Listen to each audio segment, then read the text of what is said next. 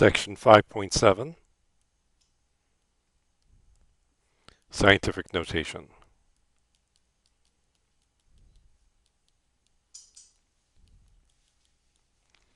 Okay, so I guess the first question is, well, why do we need scientific notation? Well, suppose I ask you the following question. What is the age of the universe in, let's say, Planck time?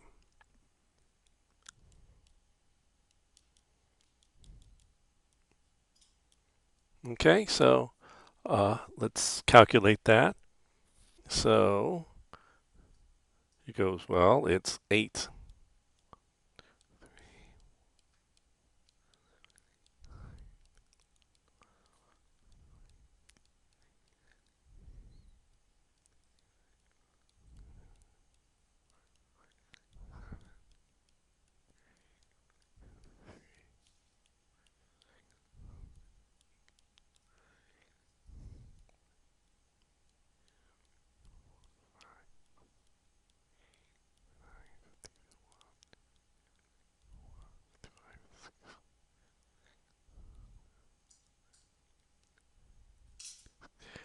Planck time. And so, if you may notice, well, that's a lot of zeros. So it could be that uh, when we try to write the answer, um, well, it becomes fairly unyieldy because it could be a very large number. Or let's say I ask the question, what is the mass of an electron, a neutrino?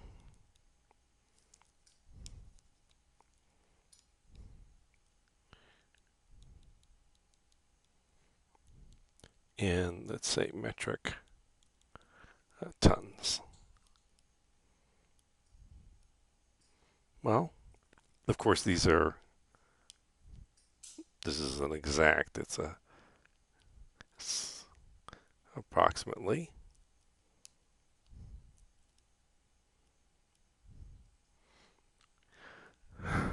0.2.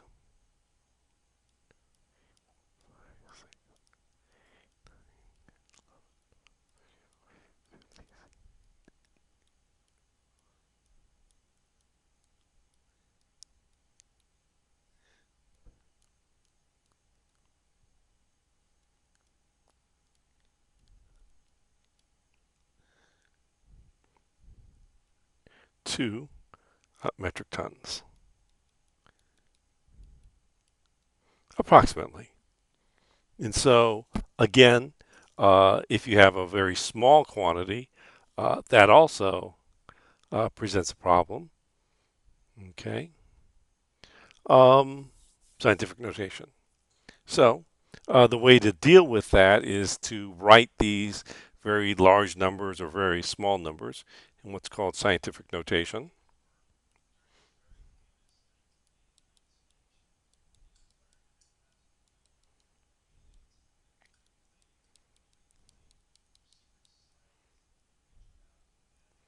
Okay, so any non-zero real number can be written in the following form: a times 10 to the power n, where a is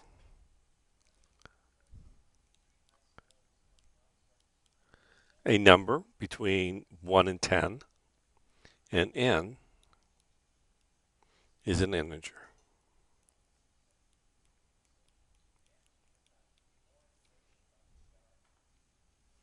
Okay, well, you might also say, well,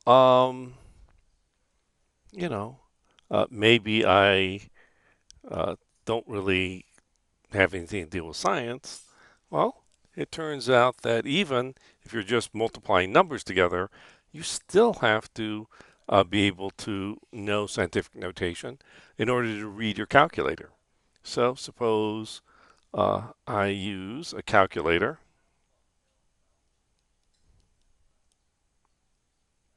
to perform the following calculation.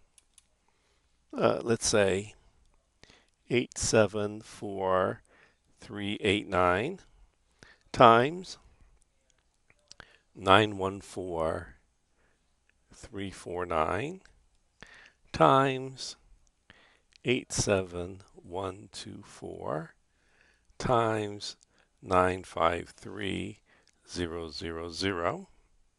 Well, if I look at my calculator, I get the following: 6.638154966, and then there's a superscript of 22. Or maybe I look at my calculator and I see the following. There is a little gap, and it says 22. Or maybe I look on a calculator and it says E 22. Or I look at my calculator and it says 10 to the 22. Now, these are all the same number. It's just that depending on your calculator, they may write the number differently. And the way that they're writing the number is, well, in scientific notation. And so they've written this in scientific notation rather than, displaying the number, because they're unable to display the number because it's too long to be shown on the display on your handheld calculator. Okay, so let's do some examples. Let's say we want to do problem number 2 on page 213.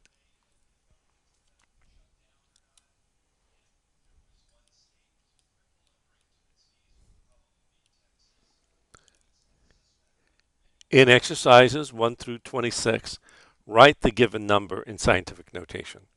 And so we're given 230.6. I want to write this in scientific notation. So the idea of scientific notation is as follows. You look for the first non-zero digit, the leftmost non-zero digit. So the leftmost non-zero digit is 2. Put in your decimal. Then write all the remaining digits till you get to the rightmost non-zero digit. So 306. And then multiply by 10 to the power. Let's figure out what the power is. I'm going to be moving my decimal 2 places. And so this is to the power 2. Note that 230 is 0.6 is greater than 1, and so it's a big number, so the exponent will be positive. Let me do problem number 6. Negative 83.759. So again, let me determine my leftmost non-zero digit, negative 8. Put a decimal, write all the other digits until I get to my rightmost non-zero digit, and then multiply by 10 to the power. In this case, we're moving 1 unit, and so to the power 1. And that is your answer. Let me do problem number 12.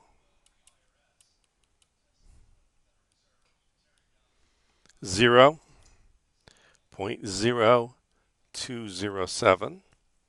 Again, determine the leftmost non-zero digit, then put a decimal. Write all your digits until you get to the rightmost non-zero digit, so 2.07, and then multiply by 10 to the power. I'm moving 2 decimal places over. Since zero point zero 0.02 is smaller than 1 in absolute value, then I'm going to have a negative exponent. So this will be -2. Let me do problem number 16. 0.0000076. And so find the leftmost non-zero digit, 7. Put down your decimal. And then write every digit till you get to the rightmost non-zero digit, 6. Times 10 to the power. Well, let's count. 1, 2, 3, 4, 5. And so to the -5. Note the following. If I write the leading 0, then this exponent is just the number of zeros before the leftmost non-zero digit. So I have 2 zeros here, so it's a -2. I have 1, 2, 3, 4, 5 zeros, so it's a -5. So long as you write the leading zeros, then the 0 that is to the left of the decimal, as long as you write that, then when you convert, it's just the number of decimals, the number of zeros to the left of your leftmost non-zero digit, first non-zero digit. Okay, so let's see. Let's do problem number 26. 0.000625. And so this is going to equal, well, find the leftmost non-zero digit, 6. Put in your decimal.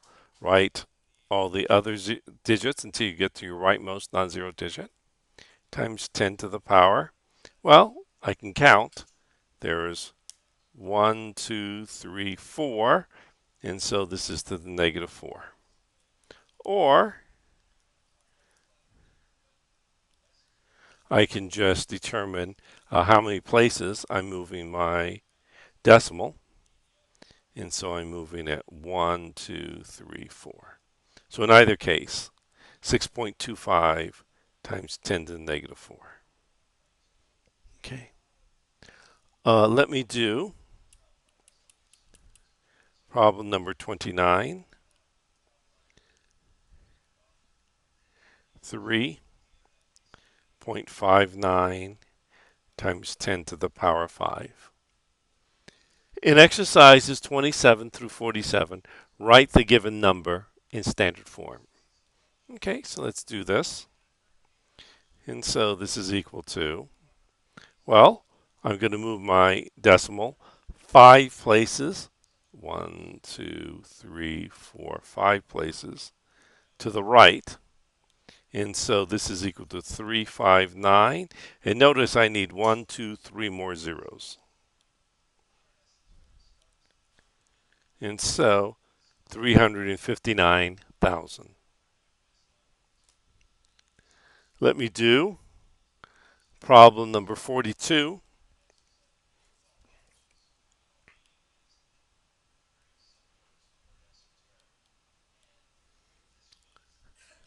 3.225 times 10 to the -2. So this is equal to, well, again, notice that it's a negative exponent. So if I write my leading 0, it's just 0.03225, because I have a 10 to the -2, therefore I have 2 zeros to the left. Or, since I have a -2, I could just move 2 places to the left. And so again, I get 0.03225. Let me do problem number 37.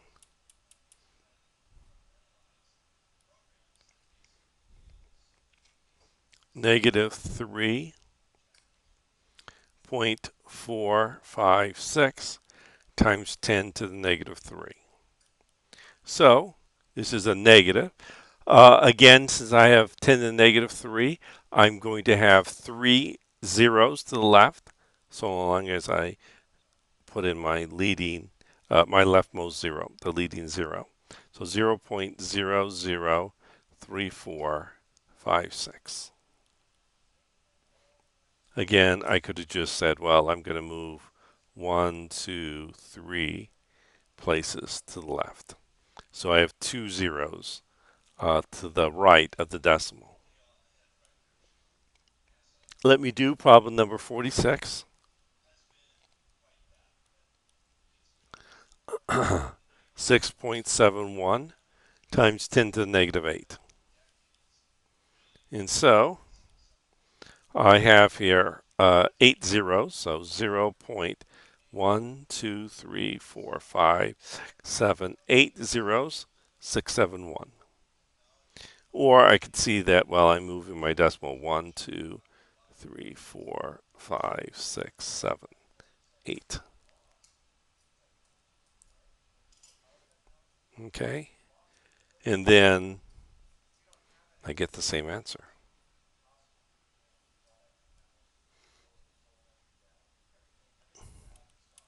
Let me do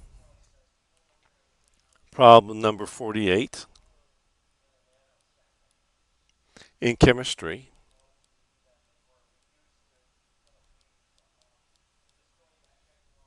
the molar mass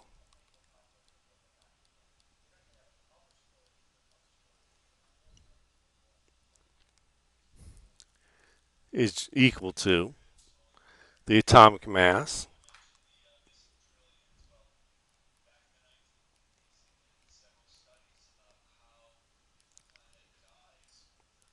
times Avogadro's constant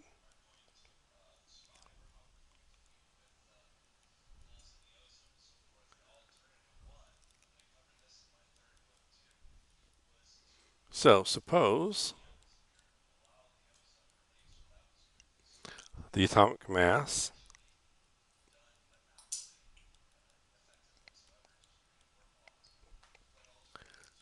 of an element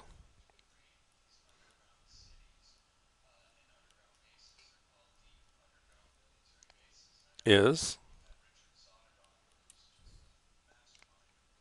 2.3244 times 10 to the negative 26 kilograms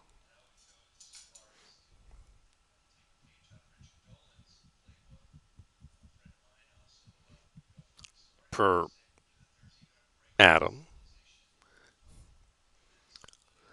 and Avogadro's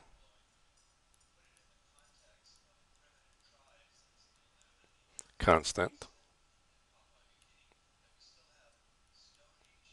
or number is 6.023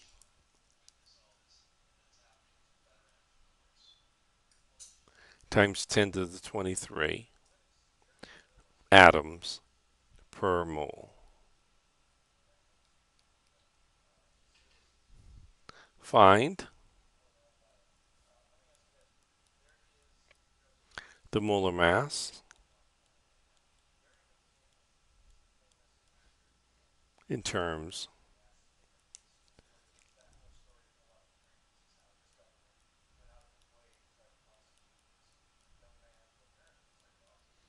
of kilograms per mole. So this is a measure of concentration. And so let's do this. So let's figure out the molar mass. So the molar mass as they told us above, is just the atomic mass times Avogadro's constant. And so this is equal to the atomic mass, which is 2.3244 times 10 to the negative 26 kilograms per atom. And there are 6.023 times 10 to the 23 atoms per mole. And so this is equal to, let's multiply this out. And so this is going to be, if I multiply 2.3244 times 6.023, I get 13.9998612. I have 10 to the negative 26 times 10 to the negative to 10 to the 23. So I have the same base 10. I add exponents. 23 minus 26 is the negative 3 kilograms per mole. And so let's rewrite this. And so if I just move my decimal 3 places, 1, 2, 3, I get 0.0139998